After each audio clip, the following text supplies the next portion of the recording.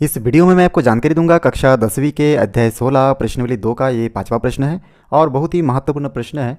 इसमें मैं आपको बताऊंगा कि माध्यिका कैसे ज्ञात कर सकते हैं। इससे पहले 8वीं क्लास में आप सीखे होंगे कि माध्यिका ज्ञात करने के लिए एक सम संख्या और एक विषम संख्या का हम लोग उपयोग करते हैं।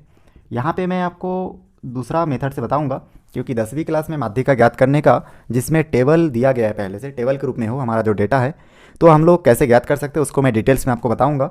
सबसे पहले ये जो टेबल दिया गया है, देखिए इस टेबल को आपको हल के बाद एक दूसरा टेबल बनाना है और उसमें और एक चीज़ ऐड करना है, वो है आपका संचयी बारंबारता। ठीक ना, संचयी बारंबारता क्या होता है, कैसे हम लोग ऐड करेंगे, कैसे निकालेंगे, उसको हम लोग आगे देखते हैं। सबसे पहले मैं टेबल बना लेता हूँ। तो यहाँ पे देखिए मैं सारणी बना चुका हूँ और इस टेबल में यहाँ पे लिखा हुआ है कि वर्ग और बारंबारता में ये जो दिया गया है इसी को देख के लिखा हूँ। इस पूरे चैप्टर में आप अगर ध्यान दिए होंगे तो आप देखे होंगे कि जो पहला हमारा जो रो है उसको हम लोग वर्ग मानते हैं, दूसरे को बारंबारता लिखते हैं और ये चेंज होता है। जैसे माध्यिका में हम लोग यहाँ पे संचयी बारंबारता लिखे, माध्यम में हम लोग यहाँ पे एफ एक्स लिखे थे, उसी प्रकार से ये धीरे धीरे चेंज होता है। ठीक ना, मध्यमान निकालते हैं, वैसे ये अलग अलग मैथ्स में ये चेंज होता जाएगा। तो यहाँ पे इस पे आपको विशेष ध्यान देना है कि हम लोग टेबल में क्या क्या लिख रहे हैं। ठीक ना, लेकिन ये दो जो है वर्ग और बारंबारता ये कॉमन है। आपको पहला जो रो है उसको वर्ग मानना है और दूसरा जो रो है उसको आपको बारंबारता मानना है।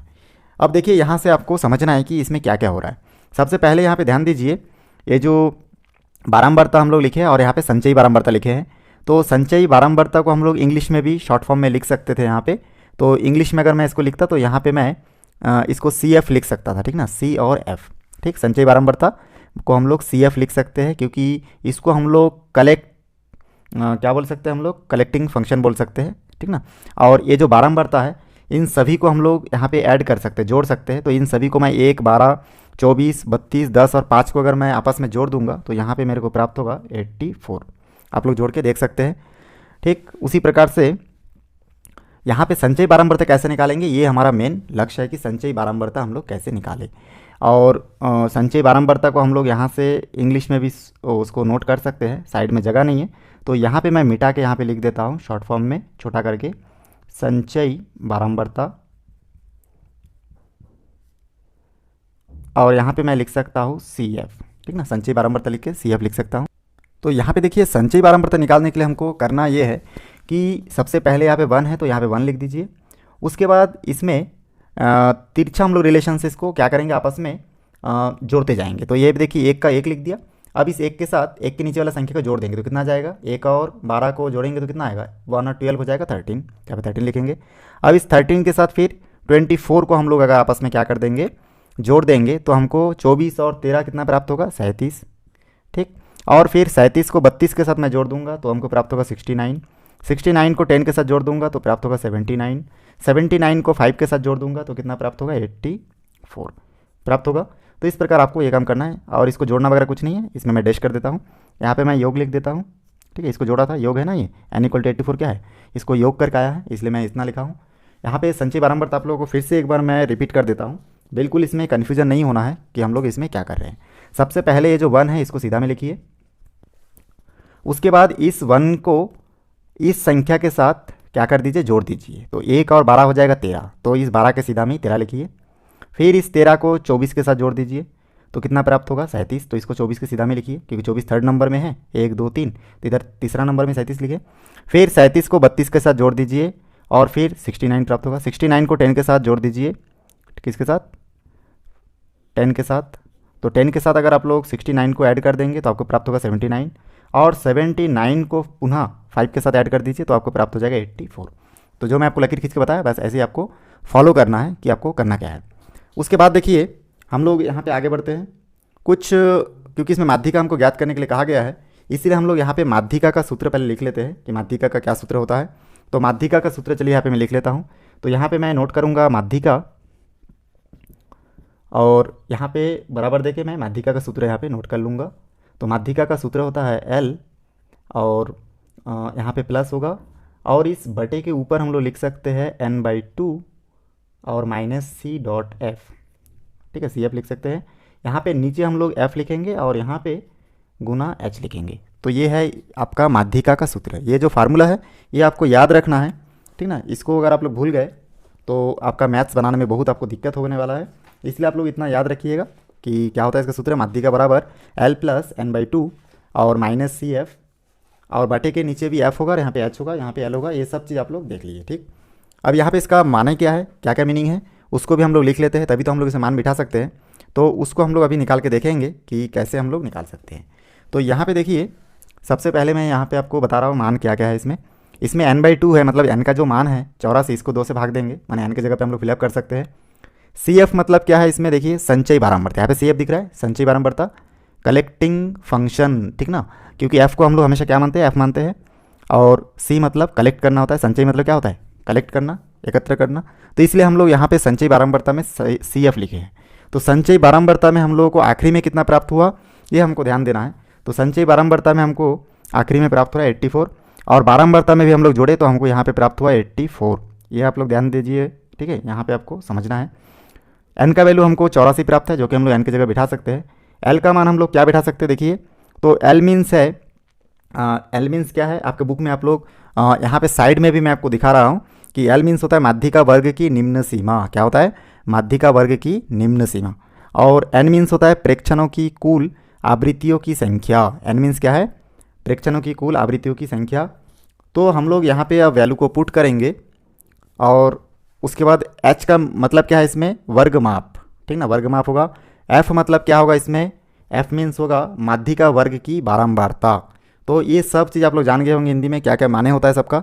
अब हम लोग धीरे धीरे एक एक का वैल्यू इसमें लिखते जाएंगे। जैसे कि हम लोग जानते हैं कि L मीन्स कितना हो जाएगा, तो L इक्वल टू हम लोग यहाँ से देख के लिख सकते हैं, ठीक ना। L मीन्स होता है माध्यिका वर्ग की निम्न सीमा। तो यहाँ पे माध्यिका क्या है ये आपको समझना जरूरी है। तो यहाँ पे देखिए हमारा प्रश्न क्योंकि है माध्यिका और यहाँ पे L का मान निकालना है, तो मैं L का मान पहले नहीं निकालूंगा, क्योंकि आपको डिटेल्स में समझना है कि ये सब मान हम लोग कैसे आसानी से ज्ञात कर सकते हैं। तो सबसे पहले हम लोग काम ये करेंगे कि यहाँ पे हम लोग माध्यिका जो है उसको देखेंगे। तो बारंबारता में माध्यिका देखिए, माध्यिका निकालने के लिए जो N का मान निकाले हैं इसको हम लोग 2 से भाग दे देंगे। तो N का मान कितना है आपका 84 आया, इसको 2 से भाग देंगे तो हमको यहाँ से प्राप्त होगा 42 प्राप्त हुआ। अब 42 देखिए, इस बारंबारता में 42 नहीं है, लेकिन 42 के सबसे नज़दीक वाला संख्या कौन सा है, वही क्या होगा आपका माध्यिका वर्ग की बारंबारता। तो यहाँ पे हम लोग जानते हैं कि 42 के सबसे आसपास कौन सा 32 है, क्योंकि 24, 10, 5 ये सब दूर दूर में है। सबसे नज़दीक देखें तो 42 के सबसे नज़दीक क्या है आपका 32 है। तो इसलिए हम लोग 32 को क्या मान लेंगे, माध्यिका वर्ग की बारंबारता, ठीक है। तो इसलिए सबसे पहले आपको N को 2 से भाग देना है, और जितना आएगा वो संख्या खुद स्वयं भी हो सकता है इस बारंबारता में, या फिर उसके आसपास का संख्या आपको लेना है, ठीक। सबसे करीबी सबसे नज़दीक वाला संख्या को लेना है। तो यहाँ पे मैं 32 को पिकअप करूँगा, क्योंकि 42 के नज़दीक है, इसलिए 32 क्या हो जाएगा आपका माध्यिका वर्ग की बारंबारता। और माध्यिका वर्ग की बारंबारता को हम लोग F से दर्शाते हैं, इसलिए F का जो मान है हम लोग आराम से लिख सकते हैं कि F इक्वल टू कितना है 32 है। इतना लिख दिए। उसके बाद आगे बढ़ेंगे हम लोग और देखेंगे इसमें हमको क्या क्या मान लिखना है। F का मान लिख चुके हैं, L का मान भी लिखना है। तो L इक्वल टू हम लोग लिख सकते हैं, क्योंकि L मीन्स होता है माध्यिका वर्ग की निम्न सीमा। तो माध्यिका कितना है 32 है, और माध्यिका बारंबारता की वर्ग कौन सा है, तो 32 का वर्ग देखिए, वर्ग हमको वर्ग के लाइन में देखना है, वर्ग लिखा है ऊपर, तो वर्ग के लाइन में हम लोग 32 का वर्ग क्या है 30 और 40 है। तो इसमें निम्न सीमा क्या है 30 है, तो L का मान हो जाएगा 30। बहुत आसान है, देखिए ध्यान से देखेंगे तो बहुत आसान है। उसके बाद हम लोग आगे बढ़ेंगे इसमें, और हम लोग जानते हैं कि H मीन्स होता है वर्ग की माप। क्या होता है, H मीन्स होता है वर्ग की माप। अब वर्ग की माप 0 से 10, 10 से 20, 20 से 30, 30 से 40, 40 से 50, 50 से 60, इन सभी के बीच में कितना का डिस्टेंस है वही उसका माप है, क्योंकि वर्ग की माप बोले हैं। तो किसी को भी घटाएंगे आप तो आपको हमेशा 10-10 का ही गैप मिलेगा, उसी को बोलते हैं वर्ग की माप। तो इसलिए हम लोग H की जगह पे क्या लिख सकते हैं, देखिए 10 लिख सकते हैं, क्योंकि कोई भी संख्या को अगर हम लोग घटाएंगे तो हमको 10 ही प्राप्त होगा इस प्रश्न के लिए, क्योंकि अलग अलग प्रश्न में अलग अलग आ सकता है। उसके बाद हम लोग आगे बढ़ते हैं।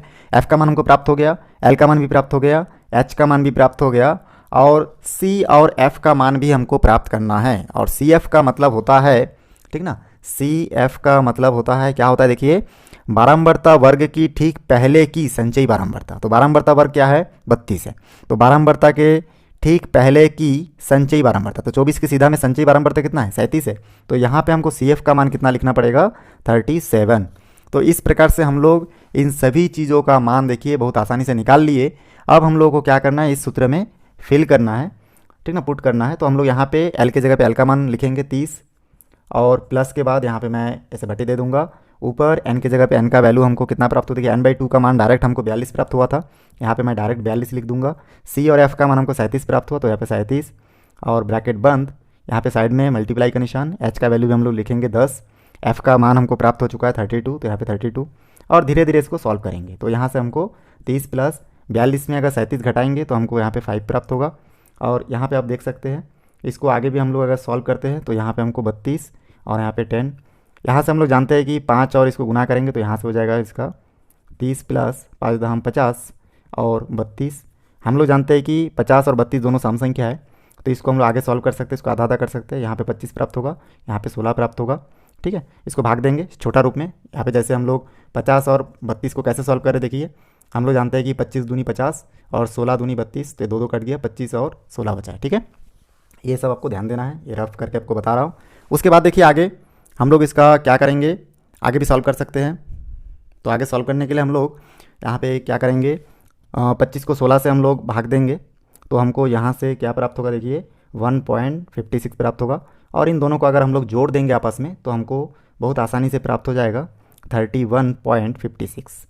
तो ये जो हमको प्राप्त हुआ है यही हमारा माध्यिका है।